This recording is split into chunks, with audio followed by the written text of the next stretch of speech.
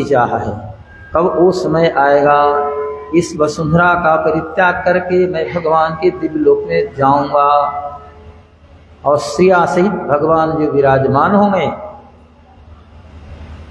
शेषासन पर, उनके श्रीपाद का दर्शन होगा और मेरा जीवन धन्य हो जाएगा। मस्तक हम झुका देंगे, भगवान के श्रीपाद का दर्शन होगा और मेरी जो चाह है कि उनके चरण कमल मेरे मस्तक पर रखे जाएं, तो चाह की पूर्ति भी होगी। कदा पुनः शंखरथांगकल्पक ध्वजारविन्दाङ्कुशवज्रलाङ्क्षणम् त्रिविक्रमत्वच्चरणारविन्द मदीयमूर्धानमलङ्करिष्यते। हे भगवान, हे त्रिविक्रम, आपके चरण कमल कब मेरी मूर्धा को, मस्तक को अलंकृत करेंगे, यही चाह, यही दिली तमन्ना है। उन चरणों का दर्शन सुलभ हो, चरण मेरे माथे पर रखे जाएं। कदानु साक्षात करवाणि चक्षुषा, कब उन चरणों का दर्शन करेंगे। एक चाह है जो मेरा धन है, और दूसरी चाह है मदीय मूर्धानमलं करिष्यति। चरण का दर्शन हो जाएगा और दर्शन के बाद फिर मस्तक झुका देंगे। इसलिए भगवान के लोग, भगवान के पास लोग आते हैं, भगवान के पास आकर के दर्शन करते हैं, ऐसे देख लिया भगवान को, और देखने के बाद फिर साष्टांग करते हैं। दर्शन के बाद भगवान के रूप सौंदर्य गुणों का स्मरण हो आता है, तब शरणागति होती है। ऐसा नहीं कि भगवान को देखा नहीं और ऐसे पहले भगवान का दर्शन कर लेते हैं। दर्शन करते तब मस्तक झुकता है, दृष्टि पड़ेगी, अस्वाभाविक है कि हाथ झुक जाएगा, मस्तक झुक जाएगा। ये भगवान की विशेषता है। तो भक्त की दोनों चाह है, दिव्य चरण कमलों का दर्शन भी और उन दोनों चरणों को अपने माथा पर रखाने की अभिलाषा भी। कब भगवान रखेंगे, समय आता है तो भगवान मौका दे देते हैं। वैसा चाह तो उसी ढंग है, अलग अलग चाह होती है, अलग अलग चिंतन होता है, अलग अलग भावना होती है। अब देखिए, एक भक्त की भावना हो गई कि मैं मनुष्य बनूं, आगे मनुष्य ही बनूं, तो मैं वृंदावन में जो गोकुल है, गोकुल में ही ब्रजवासी के रूप में निवासी बनूं, गोकुल का निवासी बनूं, और गोकुल में रहने वाले जो ग्वारन लोग हैं उनका हमें संग प्राप्त हो। कहीं दूसरी जगह की चाह नहीं है। ये भक्त तो वैकुंठ वगैरह का भी ये चिंतन नहीं कर रहे हैं। मनुष्य हो तो बस वही ब्रजवासी बने और गोकुल के गांव में हम निवास करें। यदि पशु बनना हो, अलग अलग चाह है। यदि मनुष्य बने तो उस रूप में, यदि भगवान की रुचि के अनुसार हम पशु बन जाएं, पशु बने तो वृंदावन के ही पशु बने, ब्रज के ही पशु बने। नंद जी की गायें चरने जाती हैं, उस क्रम में मैं भी सम्मिलित हो जाऊं, या नंद के जो दुलारे गायों को चराने जाते हैं तो उस क्रम में मुझे भी सौभाग्य प्रदान करें। पशु बने तो वृंदावन के ही, ब्रज के ही बने। किसी ने कहा न तुम मनुष्य बनोगे और न पशु बनोगे, तो फिर पत्थर बनेंगे, कुछ तो बनेंगे। तो पत्थर भी यदि बन जाएं तो फिर गिरिराज का पत्थर बने। जिस गोवर्धन को भगवान ने धारण किया था, उस गोवर्धन के इर्द गिर्द वाले ही कोई पत्थर बने। इसे भगवान ने 7 दिनों तक कानी उंगली पर धारण किए रखा। पत्थर बने कोई बात नहीं, न मनुष्य बने न पशु बने, पत्थर बने। लेकिन दूसरी जगह की पत्थर नहीं, पत्थर बने तो बस गोवर्धन के। कहा कि पत्थर भी नहीं बनोगे, कहा कि क्या बनेंगे, पक्षी बनोगे। कहा कि ठीक ही है, यदि पक्षी भी बने, खग माने पक्षी, तो पक्षी बन करके, और कालिंदी माने जमुना, जमुना के किनारे जो कदम्ब का वृक्ष है, उन वृक्षों पर हम वास करें, कलरव करते रहें, बोलते रहें, कहीं तो श्याम सुंदर का दर्शन हो जाएगा, प्रभु का दर्शन हो जाएगा। क्योंकि भगवान वहां से कहीं जाते नहीं। देखने में भले बात लगी हो कि द्वापर बीत गया, भगवान ने अपनी लीला का स्मरण कर लिया, प्रभु चले गए, तो बाह्य दृष्टि से गए, लेकिन अंतर्दृष्टि से भगवान अभी वृंदावन में हैं। हमारे परमाचार्य श्री स्वामी महाराज ने लिखा, और ऐसे भी ग्रंथों में हमने पढ़ा है, वृंदावनम परित्यज्य पाद में कं न गच्छति। वृंदावन को छोड़कर के भगवान एक डेग भी नहीं जाते। मथुरा में वास भी करते हैं और वृंदावन में। वृंदावन भगवान को प्रिय है, गोपियों का सानिध्य प्राप्त है, भक्तिमती देवियां वहां वास कर रही हैं, इसलिए वृंदावन को छोड़कर के भगवान एक डेग भी नहीं जाते। वृंदावनम परित्यज्य पाद में कं न गच्छति। इसलिए यदि पक्षी भी बने तो कालिंदी के तट पर विद्यमान जो कदम्ब हैं, वो कदम्ब वृक्ष पर रहने का सौभाग्य मिले, उड़े कहीं अपना उसी कदम्ब वृक्ष पर आ जाए। और आश्चर्य होगा, ये चिंतन किसी हिंदू का नहीं है, हिंदू भक्त का नहीं है, मुसल्लम ईमान रशखान मुसलमान थे। भगवान की कृपा हुई, ऐसे भक्त बन गए, ऐसे भक्त बन गए कि भगवान को सामने आना पड़ा, और भगवान बालक रूप में दर्शन दिया, या तो गोद में लिया या गोद में बैठे, अपने हाथों से उनके आंसू पोंछे, और भगवान ने स्वयं पायस खिलाया, भोजन कराया, जीवन धन्य हो गया। सोचिए तो, वो भक्त की चाह है। मानुष हो तो वही रस खान, बसों ब्रज गोकुल गाँव के ग्वारन।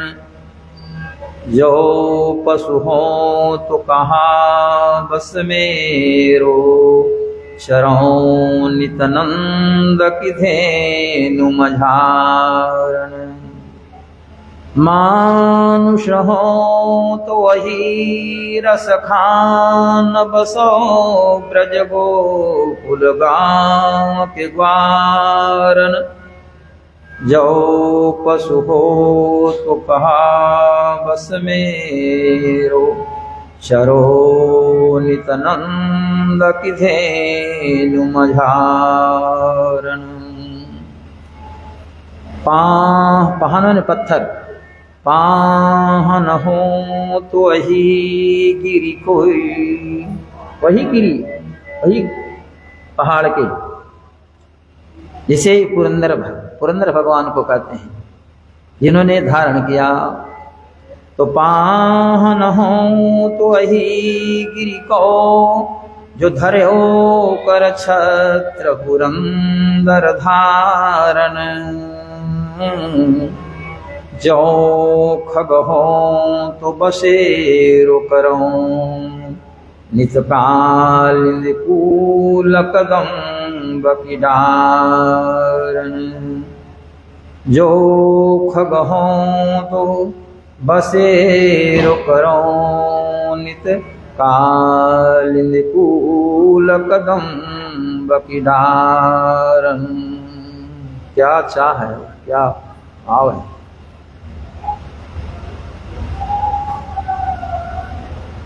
जैसी चाह उस की राह। भाव ही है, भाव प्रधान है, और भाव से यदि भगवान को याद करें या अर्पित करें, भाव से अर्पित करो तो एक पुष्प भी स्वीकार है। और वही भाव के चलते भगवान का अवतार भी होता है। जगत में भाव की प्रधानता है, इस भक्त की यही चाह है, यही भावना है। कल हमने जहां से कथा विरमित की थी वहीं से आरंभ कर रहा हूं। वो भक्त 3 दिनों से मंदिर, उन्हीं की चर्चा अभी हो रही है। 3 दिनों से सीढ़ियों के पास श्रीनाथ भगवान के सामने ये भक्त पहुंचे हैं। भीतर जाना चाहा, द्वारपाल ने रोका, थोड़ी हिम्मत इन्होंने की, पुजारी जी ने धक्का दे करके और नीचे कर दिया। तो मंदिर की सीढ़ी पर 3 दिनों से पड़े हैं, आंखों से अश्रुधारा प्रवाहित हो रही है, रो रहे हैं। न भोजन न शयन, केवल रुदन। तो भक्त वांछा कल्पतरु, भक्त के लिए कल्पवृक्ष भगवान है। भगवान से कब सहा जाता, ऐसे जैसे उनको धक्के देकर बाहर किया गया था, भगवान की आंखों में रक्त आ गए थे भक्त के अपमान को देख करके। लेकिन भगवान तो लीला पुरुषोत्तम भी हैं और मर्यादा पुरुषोत्तम भी हैं। पुरुषोत्तम दोनों हैं। भगवान श्री राम मर्यादा पुरुषोत्तम हैं, भगवान श्री कृष्ण लीला पुरुषोत्तम हैं। अतोस्मि लोके वेदे च प्रथितः पुरुषोत्तम। लोक और वेद में मैं पुरुषोत्तम के नाम से जाना जाता हूँ। अभी पुरुषोत्तम मास भी मुंह से निकल गया। ये मलमास को पुरुषोत्तम मास कहते हैं। दिन भर क्रम लगा रहता है, उधर से लोग आ उधर से आ रहे हैं। मसौढ़ा क्षेत्र से, जलपुरा से, अभी सरौती के भक्त लोग कल गए थे, पता नहीं है कि गए, अभी प्रसाद मिला। तो दूर दूर से कहाँ कहाँ घर लारी, किसने अरवल क्षेत्र, आरा क्षेत्र से सब लोग आ गए। मलमास की भी मान्यता है, पुरुषोत्तम मास है। 33 कोटि देवता और सारे तीर्थ पहुंच जाते हैं राजगृह में। भगवान भी पधारे हैं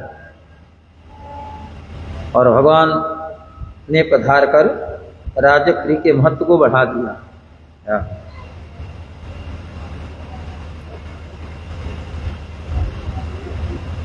ये मास पुरुषोत्तम मास है।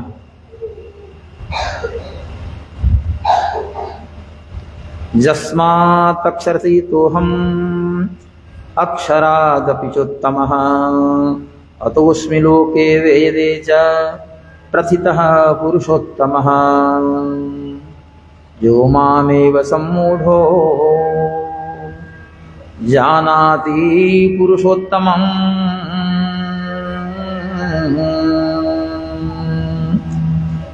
स सर्वविद् भजति मां सर्वभावेन भारत।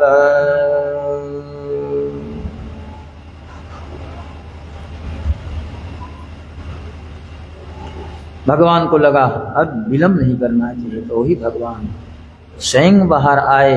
उस भक्त को भगवान ने गोद में लिया या बालक रूप में गए, दोनों बातें हैं। वो तो उन्हीं के लिए विकल था। एक हाथ में वो क्या कहते हैं, पादुका, पन्ही, पावरी, जूती उसने बना रखी थी और भगवान के पैर में पहनाना चाहता था। इसलिए सबसे पूछता गया कहाँ मिलेंगे, कहाँ मिलेंगे। लोग कहा कि पागल है, श्याम सुंदर को खोज रहा है, कन्हैया को खोज रहा है कि कहाँ मिलेंगे, पैर में जूती पहनाएगा। किसी ने बताया कि वहाँ मिलेगा, वहाँ मिलेंगे। किसी ढंग से उसी खोज क्रम में श्रीनाथ द्वारे श्रीनाथ भगवान के पास पहुंचा, जो हम लोगों के आराध्य देव और नाथ मुनि स्वामी बड़े जोगी थे। इसलिए यामन आचार्य स्वामी ने कहा कि हम में कोई ऐसा गुण नहीं, मेरी कोई दक्षता नहीं, कोई विद्वता नहीं, गुण रहित हूं, लेकिन हाँ एक बात है कि मैं नाथ मुनि स्वामी का पौत्र हूं और वो आपके भक्त हुए, इसलिए मेरे गुणों को ध्यान देंगे तो वो तो गुण है ही नहीं, मुझ पर आप अनुग्रह नहीं कर पाएंगे, केवल दोष ही दोष दिखाई देगा। लेकिन मेरे पितामह जो नाथ मुनि स्वामी हुए वो तो आपके अनुयायी, आपके भक्त हुए, आपने उन पर अनुग्रह किया है और वो मेरे बाबा थे। अतः बाबा को ध्यान में रख करके पोता यदि न भी अनुकूल है, ठीक मार्ग पर न चल रहा है, लेकिन बाबा उसके पूज्य थे, भगवान के भक्त थे, समाज में क्षेत्र में उनकी प्रतिष्ठा थी, तो लोग कहते हैं कि फलना जी का पोता है, ये फलना जी का पोता है। और पौत्र भी समझता है कि मेरी तो महत्ता है नहीं, चलो कहीं गया, कहाँ से आए हो भाई, तो अमुक जगह के फलना बाबू मेरे बाबा थे, तो हाँ हाँ उनको तो जानते हैं, तो बड़े अच्छे थे। तो बाबा के नाम से पोता की भी महत्ता बढ़ जाती है, सम्मान बढ़ जाता है और पोता भी पूज्य हो जाता है। तो यामाचार्य स्वामी ने कहा कि मेरे ऊपर ध्यान देंगे तो मैं तो बिल्कुल निम्न स्तर का हूं, ऐसा संसार में कोई निंदित कार्य नहीं है जो हमने एक बार नहीं 100 बार नहीं किया हो। जितने निंदित कर्म हैं 100 बार 1000 बार वो निंदित कर्मों को हमने किया। अब कौन कौन निंदित कर्म क्या गिनाना। अब गलत कार्य करने का परिणाम होता है, बहुत लोग चोरी करते रहते हैं, चोरी कर रहे हैं, लेकिन कभी पुलिस की पकड़ में आ गए तो दंड तो मिलेगा ही। या किसी के घर में हिल करके सामान निकालते रहे, कई बार सफलता मिल गई। अब कभी कोई व्यक्ति जाग गया और जागा तो कई परिवार से है डंडे लिया, या और जो स्वागत करने के लिए छड़ी उड़ी तो अच्छी पिटाई हो गई, फिर पुलिस को सुपर्द कर दिया। तो चोरी करने वाले कभी कभी पकड़ाते हैं, ऐसे गलत काम करने का परिपाक फल पक जाता है, फल पकता है। कल हमने बताया था वनस्पति और औषधि दोनों में अंतर, कि वनस्पति क्या है, औषधि क्या है, दोनों दो चीज है। अन्न जो है से औषधि है, उसके पौधे नष्ट हो जाते हैं लेकिन उसका फल अन्न वो खराब नहीं होता है। धान के हो, गेहूं के हो, रहेंगे ना तो नष्ट हो जाते हैं, वो औषध है। इसलिए भूख जब लगती है तो भूख लगना भी एक रोग है, कल चर्चा चली थी, भूख लगना भी एक रोग है। उस रोग की शांति के लिए क्या करेंगे, कौन दवा खाएंगे, तो अन्न खाएंगे, रोटी खाएंगे, चावल खाएंगे, ये औषध है। औषध एक मेडिसिन दवा भी लेते हैं वो भी है, लेकिन उसका मतलब ही नहीं है। और वनस्पति ये सामने कटहल का वृक्ष है, आम का वृक्ष है, अमरूद का वृक्ष है, फल तोड़ लीजिए तो फल विकृत हो जाएगा 2, 4, 10 दिनों में, 20 दिनों में, लेकिन वृक्ष ज्यों का त्यों रहेगा। तो जिसका फल कुछ दिनों के बाद खराब हो जाए और वृक्ष सुरक्षित रहे वो वनस्पति है, और जिसका फल अन्न सुरक्षित रहे और पौधे स्वयं नष्ट हो जाए। धान के बाल ऊपर से आप काट लीजिए और धान को छोड़ दीजिए, स्वयं गिर जाएगा कुछ दिनों के बाद। गेहूं का भी ऐसे ही सड़ जाएगा, गिर जाएगा, रहेगा नहीं। तो औषध है, औषधि और वनस्पति इसमें अंतर है। जीवन में देख ही रहे फलों का ऐसे ही। तो इन्होंने कहा कि ऐसा निंदित कर्म नहीं, तो जैसे फल सड़ जाते हैं उसी प्रकार से मेरे कर्म का परिपाक, गलत हमने कार्य किए तो गलत काम करने के बाद उसका दंड मुझे मिल रहा है। तो दंड मिल रहा है तो हम रो रहे हैं, कह रहे कि हे भगवान क्षमा करें, आपके सामने रो रहा हूं, आप तो दया करेंगे ही। न निंदितम कर्म तदस्ति लोके सहस्रशो जन्म मया व्यधाई, सोहम विपाका बसरे मुकुंद क्रन्दामि सम्प्रत्यगतिस्तवाग्रे। क्रन्दामि, बस क्रंदन कर रहा हूँ, रो रहा हूँ आपके सामने। न धर्म में निष्ठा है, न आत्मविद्ता हूँ, न भक्ति है, न आपके चरण में प्रीति है, सबका अभाव है। न धर्मनिष्ठोऽस्मि न चात्मवेदी, न भक्तिमान् स्वाचरणारविन्दे। अकिञ्चनो नन्यगतिः शरण्यम्, अकिञ्चनो नन्यगतिः शरण्यम्। त्वत्पादमूलं शरणं प्रपद्ये, त्वत्पादमूलं शरणं प्रपद्ये। भगवान, मेरे अंदर तो केवल दोष ही दोष है। इसका हिंदी अनुवाद, अरे ऐसा निंदित कर्म नहीं है जिसे न सत सह कर पाया हूँ। ऐसा निंदित कर्म जिसे न सत सह कर पाया, ऐसा निंदित कर्म नहीं है जिसे न सत सह कर पाया हूँ। ऐसा निंदित कर्म।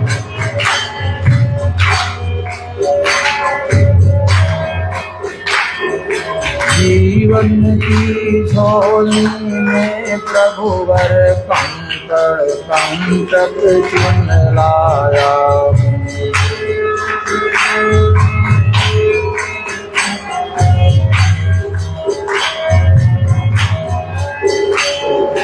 जीवन की झोली में प्रभुवर कंकड़ कंटक चुन लाया।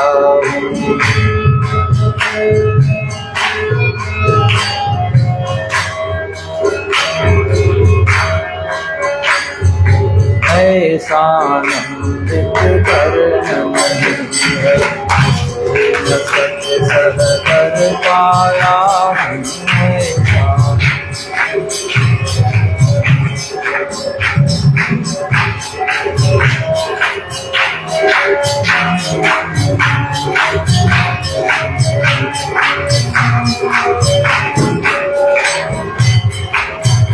ऐसा निंदित कर्म नहीं है जिसे न सत सह कर पाया।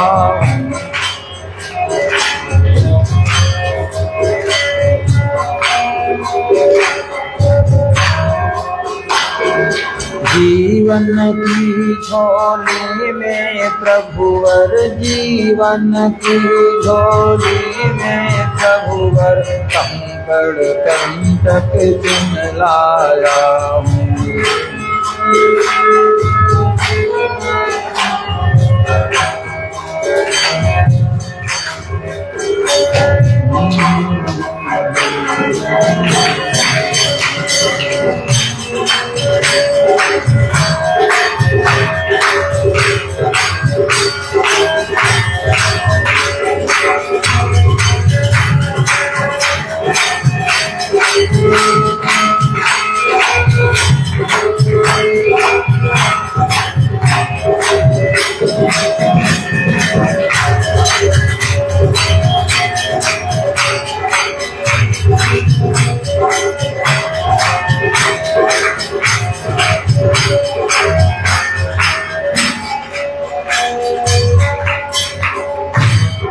पुननिन्दितं कर्म तदस्ति लोके, सहस्रशो जन्म मया व्यधायि। सोऽहं विपाकावसरे मुकुन्द, क्रन्दामि सम्प्रत्यगतिस्तवाग्रे। इसका भाव ये हुआ, यामुनाचार्य स्वामी ने स्पष्ट कर दिया, मेरे अंदर तो गुण का कोई संश्लेष है ही नहीं। संश्लेष संबंध, गुण से कोई संबंध ही नहीं। अवगुण भरा हुआ है। मैं अविनीत हूं, मुझे धिक्कार है। अपने को करें मुझे धिक्कार है। अविनीत माने उदंड, मैं उदंड हूं, मेरे अंदर कोई दया नहीं, निर्दय हूं, और लज्जा नाम की भी कोई चीज नहीं है। जैसे निर्लज लोग होते हैं, पर है कि वैसे ही मैं निर्लज भी हूं। और इस रूप में निर्दय होकर के, उदंड होकर के, निर्लज्ज होकर के आगे ही वो जल रहता है। अजल में लोग पैर दे करके और आगे बढ़ते हैं। तिरुपति बालाजी के यहाँ जाएंगे तो वो जो द्वार है, वो द्वार से ही जल निकलता रहता है। धीरे धीरे धीरे कई उसमें लगे हैं और पैर धोवा जाता है। पूरी में जाइए तो ऐसी व्यवस्था है, संगमरमर का वो बना है, जिसमें जल रहता है, उसमें प्रवेश कीजिए, जल से पैर धोया, फिर मंदिर में जाइए। अब उधर से आए हैं, पान के पिलकी पर पैर पड़ा, जैसे पड़ा, या जूते चप्पल पहन करके आए तो भी तो ये है, तो पैर धो करके मंदिर में जाते हैं। जाना चाहिए, क्योंकि पवित्रता में देवत्व का वास है। जहाँ पवित्रता होगी वहाँ भगवान का वास होगा, अपवित्रता होगी तो वहाँ भगवान भागेंगे। इसलिए पवित्र होना चाहिए। देवो भूत्वा देवम यजेत, स्वयं देवता बन करके और देवता का पूजन करेंगे, देवता की यजन करे। देवता होने का मतलब स्वच्छता, पवित्रता को अपने अंदर लाने का प्रयास करे। जहां स्वच्छता वहां देवत्व। तो यामुनाचार्य स्वामी ने संकेत किया, लेकिन बड़े ढंग से। आहा, ये नाम ही इसका है स्तुत्र रत्र, स्तुत्र रत्र है। ऐसा स्तोत्र आज तक नहीं हुआ। शैव संप्रदाय में शिव महिम स्तोत्र है, शिव महिम्न, लेकिन इतना भाव, भाषा और अर्थ गांभीर्य नहीं उसमें है। 89-90 में आए थे अंतर्राष्ट्रीय प्रोफेसर राममूर्ति जी, आर.के. शर्मा, और आयुष अधिकारी थे पी.के. सेठ जी। तो डाक बंगला उसमें था, वहीं बाहर बैठे और चर्चा चली। तो वैष्णव संप्रदाय से जुड़े हम लोग, वैष्णव संप्रदाय है। इस क्रम में आलवंदार स्तोत्र की बात आई। तो रामकरण शर्मा जी ने कहा कि आलवंदार स्तोत्र तो बड़ा विचित्र हो रहा है, कितना भावपूर्ण है। अपने आप को उन्होंने भगवान के सामने कैसे दीनहीन, अकिंचन, उदंड, निर्दय, सब दोषों का आगार माना। इतना दैन्य भाव है आलवंदार की विशेषता। राममूर्ति जी अंतर्राष्ट्रीय प्रोफेसर, उन्होंने कहा कि इसे शिव महिम स्तोत्र भी है। शिव महिम स्तोत्र गाने लगे तो दोनों का तुलनात्मक एक हुआ। कहा कि नहीं, ये शिव महिम में पुष्पदंत का बनाया हुआ है, शंकर जी का वो अनुयायी, और शंकर जी की सेवा में कुछ त्रुटि हुई, सेवा क्रम में अपराध हुआ, तो शंकर जी ने उसका त्याग कर दिया, परित्याग कर दिया। तो बड़ा दुखित हुआ। तो उसने शिव महिम स्तोत्र के माध्यम से और शंकर जी को प्रसन्न करने का प्रयास किया। प्रसन्न हुए। असितगिरि समम स्यात् कज्जलम सिंधु पात्रे सुरवर तरुशाखा लेखनी पत्र मूर्वी लिखितमपि शारदा सर्वकाले तदपि तब गुणानाम ईश पारम न जाति, वहीं का श्लोक है।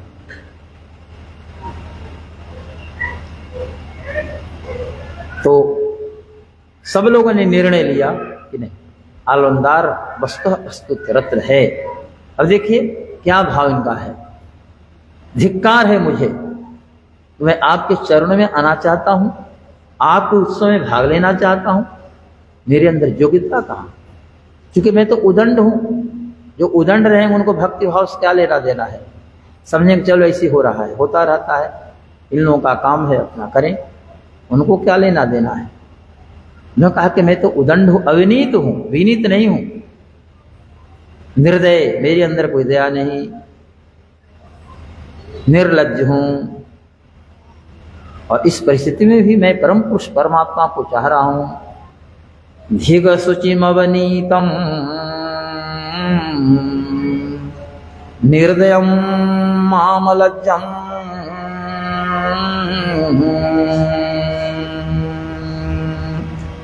परम पुरुष योगम।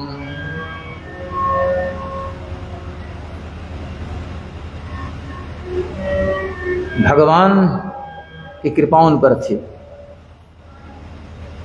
तभी भगवान ने सरस्वती को उनके अंदर प्रवेश कराया। भगवान है ग्रीव की कृपा हुई, तब उनके अंदर से वाणी निकली और दैन्य भाव का प्रस्फुटन हुआ। तुलसीदास ने भी दैन्य भाव का एक किया है। दैन्य भाव भगवान को बड़ा प्रिय है। अब यही दैन्य भाव की चर्चा करते अंत में कहते कि भगवान हमें जो कहना था हमने कहा, लेकिन मैं जानता हूं इसके बावजूद भी आपकी कृपा मुझ पर संभव नहीं है, क्योंकि मैं तो दोषागार हूं, दोष का समुद्र हूं, दोष ही दोष भरा है। हाँ, लेकिन एक विशेषता है। वो विशेषता क्या है? भगवान ने भी थोड़ा मस्तक ऊंचा किया कि अब तक तो इतने श्लोकों में केवल अपने को दोषी सिद्ध किया, चाह व्यक्त की, कब वो समय आएगा वैकुंठ में जाएंगे, लक्ष्मी माँ का दर्शन करेंगे, किरीट कुंडल आदि से अलंकृत आपकी जो दिव्य विग्रह है उसका मैं दर्शन अवलोकन करूंगा।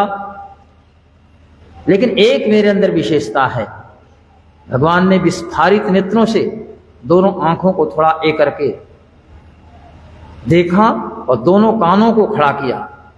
कौन सी विशेषता है?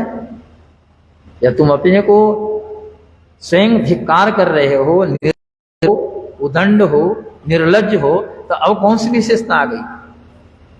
तो भगवान ने भी दोनों कान खड़े किए, आंखें विस्फारित की और सुनना चाहा और देखना चाहा क्या बोलता है। तो यामुनाचार्य स्वामी ने कहा ये करके मेरा जो कृत्य है, मेरा जो वृत्त है, उस पर ध्यान नहीं दीजिए और मुझ पर अनुग्रह कीजिए। पितामहं नाथ मुनिं विलोक्य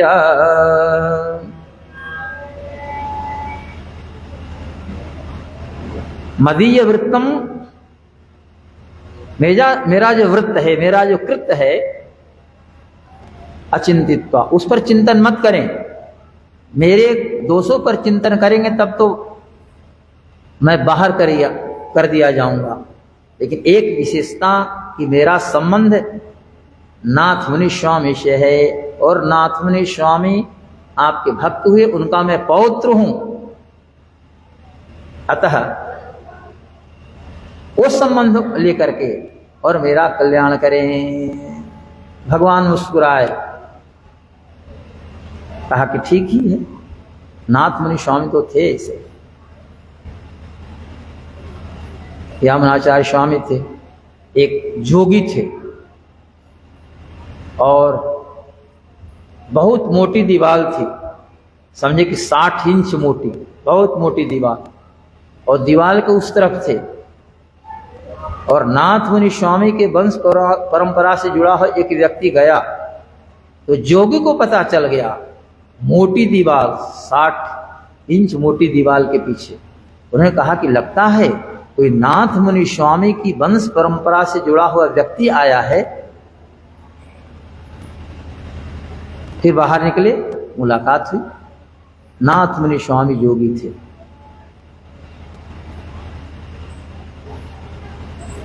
ऐसे ही अभिप्राय यह कि भक्त के सामने भगवान आए और भगवान ने भक्त को प्रसन्न किया, आज स्वयं प्रसन्न हुए। भक्तों की प्रसन्नता से भगवान की प्रसन्नता एक तो निश्चय हो गया इतनी बातों के बाद कि भक्तों का धन भगवान का चरण कमल और भगवान का धन भक्त। भगवान के धन भक्त होते हैं, भक्त नहीं हो तो भगवान फिर निरुपाय हो जाएं, कमजोर हो जाएं। भक्त होते हैं तो भगवान की कथा सुनते हैं, आप कोई कहते हैं, इससे भगवान का ऐश्वर्य बढ़ता है, भगवान को प्रिय लगता है। स्वयं अपने मुख से भगवान सुनाए कि मैं ऐसा हूं, अच्छा नहीं लगेगा, संभव नहीं। यदि भगवान सुनाने लगे तो कोई सुनेगा भी कि नहीं। प्रश्न होगा कि भगवान बोलते हैं, ये कहाँ से शुरुआत हो गई? अभी लोग अलग शुरू कर दे कि भगवान ही बोल रहे हैं। सत्य बात है, यदि भगवान झोला पर से बोलना शुरू करें तो विश्वास लोग करेंगे कि न करेंगे, समझे कि एक नई व्यवस्था हो गई, लगता है उसने यंत्र बना दिया कि पीछे से और ही बोल रहा है। ये कलयुग में भगवान बोलेंगे, विश्वास ही नहीं होगा। लेकिन हम लोग यदि भगवान के संबंध में कहेंगे तो फिर लोग विश्वास करेंगे। ऐसी परंपरा रही है। स्वयं भगवान अपने मुख से अपनी चर्चा नहीं सुनाते। ये दायित्व है भक्तों का, ये दायित्व है उनके अनुगामियों का, उनके संबंध में लोगों को सुनाएं। सौश्रेयान भवति जायमानः, भगवान जब प्रादुर्भाव होकर के भक्तों को दर्शन देते हैं, प्रादुर्भूत होते हैं, श्रेयान अर्थात वो प्रकाशमान होते हैं, कल्याणमय होते हैं, गुणज्ञ हो जाते हैं। सौश्रेयान भवति जायमानः, केवल वैकुंठ में रह जाएं तो महत्ता नहीं होगी। तो भगवान भक्त के पास आ गए। भक्त ने कहा था कि ओ अहीर के छेले, है ना, मुसलमान था भक्त, तो अहीर भगवान यदुवंश में थे तो अहीर कहा, आज युवक नहीं कह करके छैला कहा। छैला कहते हैं लोग युवक को, छैले, अहीर के छैले।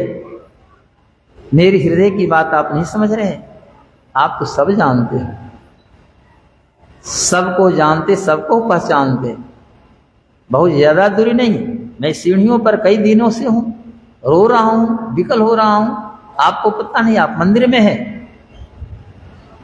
हृदय में बसने वाले आप हैं, अनुग्रह कीजिए। भक्त ने कहा कि देश विदेश के नरेशन को हमने देखा, राजा लोगों को देखा, उन लोगों पर आपने अनुग्रह किया, और कैसे भगवान रिझते हैं, भक्तों पर कैसे अनुकूल होते हैं, इसकी अनुभूति या तो हुई या न हो सकती, न हुई। जिन लोगों ने गिरधारी का गुणगान किया, वही धन्य हुए। ए बांसुरी वाले, ए नंद के दुलारे, आप तो रिझने वाले हैं, रिझवार हैं, आप ही सब सुधार करेंगे। और आपके साथ जो लाड़नी श्री राधिका जो है, श्यामा श्याम जुअल, वही अहीर जो भगवान श्री कृष्ण है, वो मेरे हृदय में वास करें, हृदय में उनका निवास हो। देश विदेश के देखे नरेशन, रीझिक को पुन बूझ करे गो, तात तिन्हें तज जान गिरो गुन, शो गुन ओ गुन गाठी परे गो, तात तिन्हें तज जान गिरो गुन, सो गुन ओ गुन गाठ परे गो। अवगुण है से गांठ पड़ जाएगा, अवगुण छूटता है। अब कपड़े में गांठ पड़ जाए, झरना हो तो गांठ पड़ने पर ठीक से झराएगा नहीं, ठीक से देह पर रहेगा नहीं। तो गांठ यदि है तो गांठ को हटाना होगा। बासुर बार बड़ो रिझवार है, बासुर बारी बड़ो रिझवार है, श्याम जुने कुशुधार ढरे गो। लाड़िल छैल वही तो वही रखो, पीर हमारे हिये की हरे गो। लाड़िल छैल वही तो वही रखी, पीर हमारे हिये की हरे गो। हिये की जो पीर है बस वही अहीर। जब बंसी भगवान थे, अरे भाई उन्हीं की तो आराधना, उन्हीं की पूजा हो रही है, इसलिए भगवान के यहाँ ईश्वर के समक्ष सभी समकक्ष। लेकिन भक्तों को कहने की अपनी अपनी रुचि है, अपनी अपनी चाह है। भगवान के यहाँ सब समान है, उनके यहाँ कोई वर्ग भेद नहीं है। वर्ग भेद होता तो सबरी के यहाँ भगवान गए। वशिष्ठ जी ने दूर से ही केवट को आशीर्वाद दिया, निषाद ही इसकी छाया पड़ेगी तो स्नान करना पड़ेगा।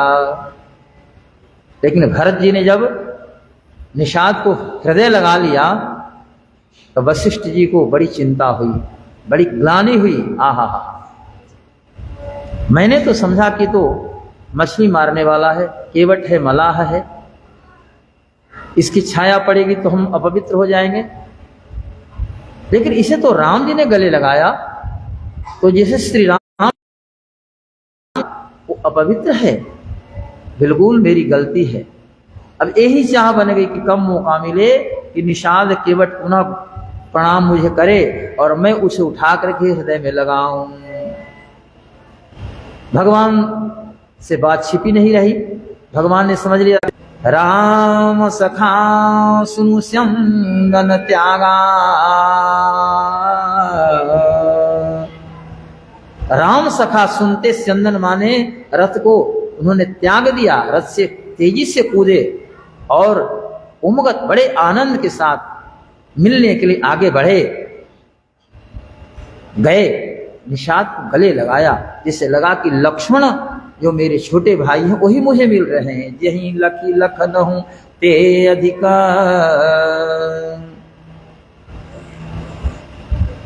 ऐसा भाव हुआ, बड़ा प्रेम से हुआ। अब गुरुदेव तो रथ पर हैं, भरत के स्वभाव गुण को देखा, बड़ी ग्लानि हुई। आहा हा, मेरे मुख से निकला कि राम सखा माने राम जी का मित्र, तो जो राम जी का मित्र हो गया वो अमित्र कैसे होगा, गलत कैसे होगा? तो हमें भी तो उसे मिलना चाहिए था। अब 31 मन में आ गई कि कब मौका मिले कि पुनः निषाद प्रणाम करे और मैं उठा कर के हृदय में लगाऊं। चित्रकूट पहुंच गए, वहां राम जी को भरत जी ने और निषाद ने प्रणाम आदि किया, भाई मिल लिए। भरत जी ने कहा कि गुरुदेव भी आए हैं, माताएं भी आई हैं। अच्छा, गुरुदेव भी आए हैं, तो राम जी चले। तो राम जी ने गुरुदेव को प्रणाम किया।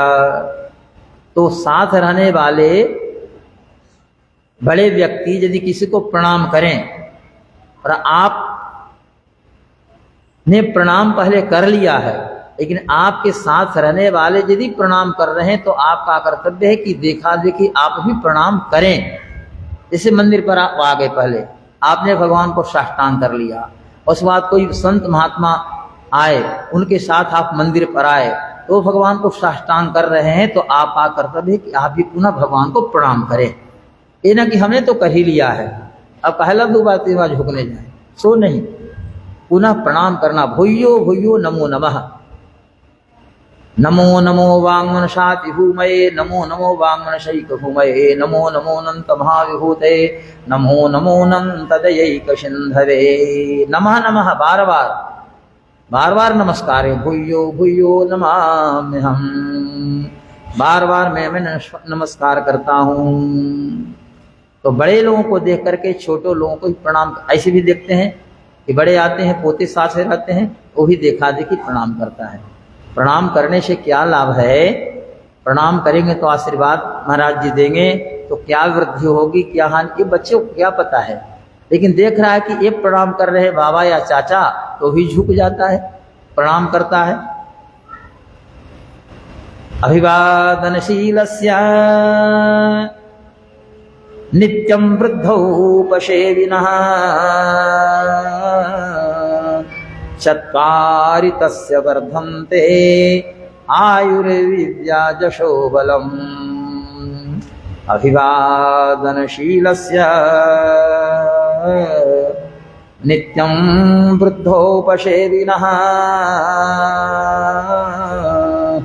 चत्वारि तस्य वर्धन्ते आयुर्विद्या यशो बलम्। प्रणाम करने से 4 की वृद्धि होती है, आयु बढ़ती है, विद्या बढ़ती है, जस फैलता है और बल बढ़ता है। स्त्री प्रणाम करे, पुरुष प्रणाम करें, बच्चे प्रणाम करें, प्रौढ़ प्रणाम करें भगवान को या अन्य लोगों को, तो 4 की वृद्धि होती है, आयु, विद्या, जस और बल। सोचिए तो, एक बार झुक गया, मस्तक झुका दिया और 4 की वृद्धि हो गई। जस तो तुरंत प्राप्त होता है। जो लोग देखते हैं कहते कि देखिए तो कितना अच्छा संस्कार है, अच्छा संस्कार है, ठीक है, ऐसा ही बना रहना चाहिए, तो तुरंत जस प्राप्त हो जाता है। अब बुद्धि अच्छी है, इसी का परिणाम ही को प्रणाम कर रहा है। अब बुद्धि विद्या के माध्यम से ही, विद्या बुद्धि तो कुछ तो प्रत्यक्ष दिखाई पड़ता ही, इसलिए प्रणाम करने की परंपरा भारतीय संस्कृति में है। जो बोल सकते, आंखों से दिखाई दे सकते, उनको तो करना ही है। जो नहीं बोल सकती, इस पर हमें मलमूत्र का त्याग करना है, इस पर पैर रखना है, चप्पल जूते पहनकर हम चलेंगे, उन्हें पहले प्रणाम करना है। पहले भी आपने सुना होगा, जागते ही और वसुंधरा पृथ्वी को प्रणाम करना है। समुद्र वसरे देवी पर्वतस्तन मूर्धनि विष्णुपत्नी नमस्तुभ्यं पादस्पर्श क्षमस्व मे। हे विष्णुपत्नी, हे मां पृथ्वी, मैं तुम्हारे ऊपर पैर देने जा रहा हूं, तुम्हारे ऊपर चलूंगा, क्रियाकर्म सब तुम्हारे ऊपर। मकान बनाना होगा तो जितना फीट हो सके, 20 फीट 25 फीट, बहुत नीचे तक लोग ले जाते हैं। एक ढंग से पृथ्वी मां की छाती में वो ये करना है, लेकिन पृथ्वी सब सहती हैं। शास्त्र कहता है कि पहले उठिए तो पृथ्वी मां को प्रणाम कर लें, फिर हस्त दर्शन कर लें। हाथ के एक दोनों के दर्शन करने मात्र से ही लक्ष्मी, सरस्वती और तो लाल लाड़ छैल वही रखी पीर हमारे ही की हरेगी, हृदय की पीर हरेंगे। वस्तुतः भगवान आए और हृदय की पीर, हृदय की पीड़ा भगवान ने हर ली। बड़ा सुंदर भक्त ने किया। फिर भगवान में ही वो हुआ, ब्रज को छोड़कर कहीं इधर उधर नहीं गया। अभी भी वो समाधि बनी है। हाँ, आप जब वृंदावन के बाद गोकुल आएंगे, आप गोकुल से पुराने गोकुल की ओर चलेंगे। 2 गोकुल है, एक नूतन गोकुल जो बल्लभाचार्य ने किया है, और 64 खंभे वगैरह प्राचीन गोकुल, वो नंद गांव और क्या उसको कहते। तो हाँ, मार्ग में समाधि बनी है। हाँ, वो भगवान को ही खोजते हुए भक्त निकला। कहाँ भगवान को खोजें, इधर उधर देखा, उधर देखा, तो भगवान कहीं नहीं खाई दे पड़े। लता कुंज के पास गया। अच्छा चिंतन है। पुराण में, वेद में ब्रह्म को हमने ढूंढा। वेद की ऋचाओं में सुना था कि वेद की ऋचाओं के पाठ करने से भगवान का दर्शन होता है। वेद ऋचाओं में भी हमने कई प्रकार से ज्यादा परिश्रम करके चौगुने चयन किया, खोजा, लेकिन कहीं वो परमात्मा हमें नहीं मिल पाए। लोगों ने बताया तो हमने सब जगह ढूंढा, वेदों पुराणों उपनिषदों में कैसे वो हैं, कितना उनका अच्छा स्वरूप है, ये हमने देखा भी नहीं। लोग बताते हैं कि बड़े अच्छे हैं, बड़े सुहायल हैं, लेकिन देखने की चाह मन में रह गई, चाह की पूर्ति नहीं हुई।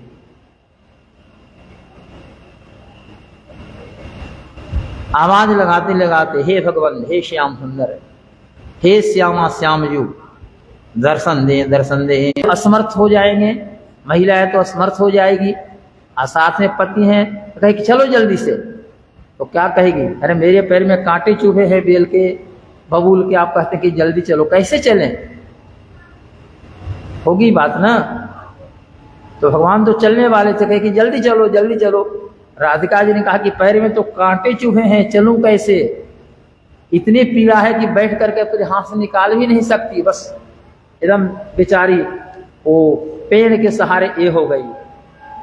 भाई यात्रा पूरी करनी है तो इस परिस्थिति में क्या करना होगा, तो पत्नी के पैर के कांटे निकालने होंगे। तो भगवान ने देखा जल्दी से कांटे निकालूं और फिर आगे बढ़ूं। तो भक्त कह रहा है कि बस सब जगह ढूंढा लेकिन कहीं नहीं पाया। देखो सुनो, अरे देखो दुरोवह कुंज कुटीर में, बैठ पड़ोटत राधिका पायन। राधिका के पैर को एक सुनिचो गुन चायन, देखो सुनियो कबहू न किते वह, कैश स्वरूप कैसो सुहावन। टेरत टेरत हे, टेरत टेरत हारी पर्यो, रस खान बतायो न लोग लुगायन। देखो दुरोवह कुंज कुटीर में, बैठ पड़ोटत राधिका पायन।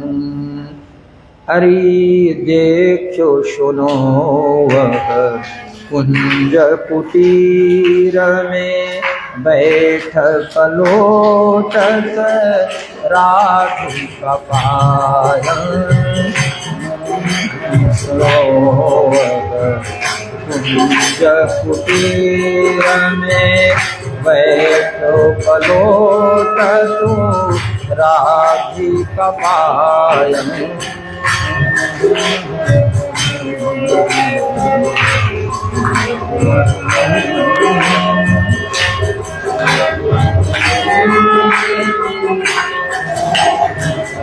आहा ब्रह्म में ढूंढो रानन गायन, वेद ऋचा सुनी चौगुन चायन।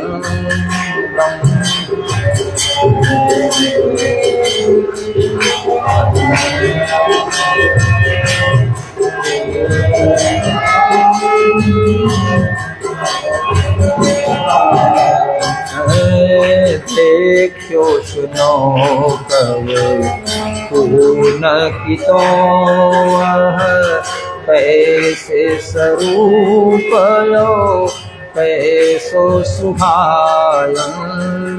देखो सुनो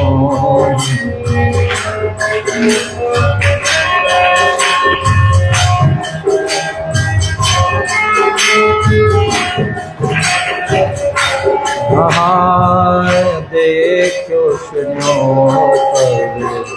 पून की तो कैसे स्वरूप कैसो सुहायन।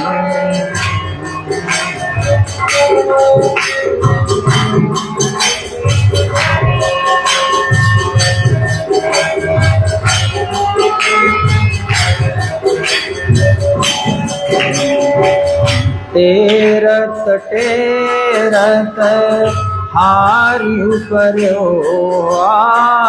टेरत टेरत हारियु पर्यो रश खान बता गलुगायं टेरत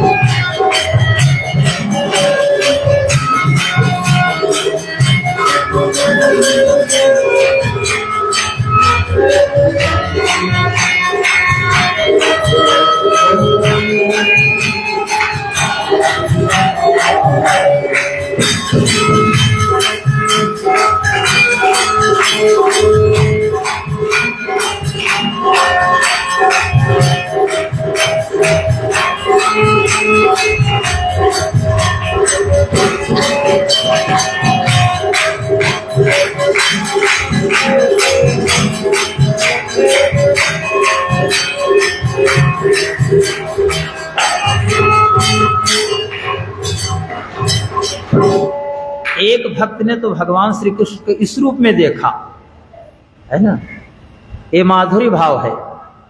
और कल चर्चा चली थी और उससे आगे आज चर्चा करनी थी, अब वो तो चर्चा कल होगी। जो भगवान ने अर्जुन को विश्व रूप दिखाया था, अर्जुन ने भगवान को किस रूप में देखा?